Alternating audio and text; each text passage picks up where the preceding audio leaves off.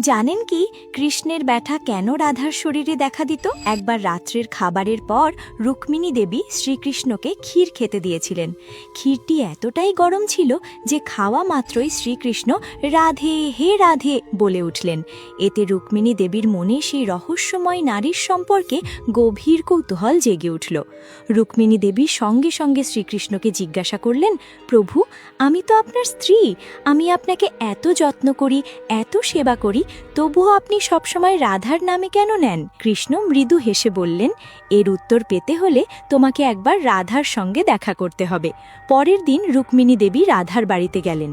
মহলে প্রবেশ করতেই তিনি দেখলেন এক অপূর্ব সুন্দরী নারী। তাকে রাধারানী ভেবে তিনি প্রণাম করলেন, কিন্তু সেই নারী বললেন, আমি রাধারানী নই, আমি তার সামান্য দাসী। তিনি আরও বললেন, রাধারানীর দর্শন পেতে হলে আপনাকে আরও 7টি দরজা অতিক্রম করতে হবে।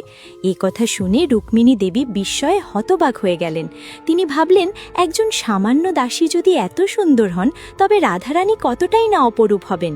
এই ভাবনা নিয়ে তিনি একে একে দরজা পেরিয়ে এগিয়ে গেলেন।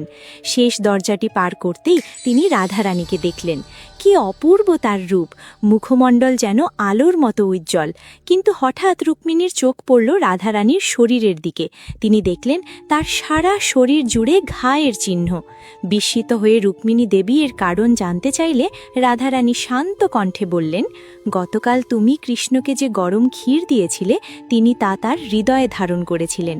আর যেহেতু আমিই কৃষ্ণের হৃদয়ে বাস করি, তাই সেই দহন আমার শরীরে এসে পড়েছে। এইভাবেই রাধারানী বোঝালেন, কৃষ্ণ আর তিনি আলাদা নন, তারা একই আত্মার দুই রূপ। এই ঘটনার পর রুক্মিণী দেবী বুঝতে পারলেন, রাধা অন্য কেউ নন, তিনি স্বয়ং শ্রীকৃষ্ণের হৃদয়ের স্বরূপ। তাদের প্রেম কোনো শারীরিক সম্পর্ক নয়, তা এক চিরন্তন আত্মিক বন্ধন। যদি সত্যিই রাধাকৃষ্ণের ওপর বিশ্বাস থাকে, তাহলে ভিডিওটি লাইক ও সাবস্ক্রাইব করুন আর কমেন্টে লিখুন, জয় রাধাকৃষ্ণ।